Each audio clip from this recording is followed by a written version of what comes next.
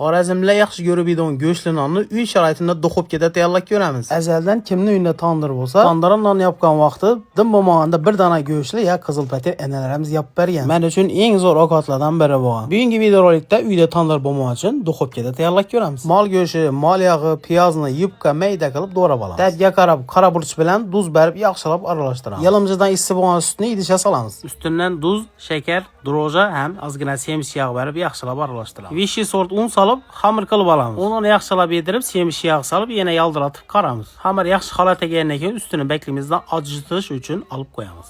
Xamir azigandan keyin kusoklara bo'lib zavolga tutib olamiz. Go'shtlidan duxovkada yumshoq chiqishi uchun men yumshoqroq xamir qilib oldim. Xamirlarni pergamentga chiroyli qilib yoyib olib, ustiga tuxum surtib, 25 minut qizib turgan duxovkaga yuvardim pishirish uchun. Ustidan vilka bilan do'sh berishim yoddan chiqmasin. Bir zamonda pishib chiqdi go'shtnonlar ham video yoqqan bo'lsa, like'larni bosib, kommentariyada fikrlaringizni yozib qoldirish yoddan chiqmasin. Yo'qotgan vaqtlaringiz rozi bo'linglar.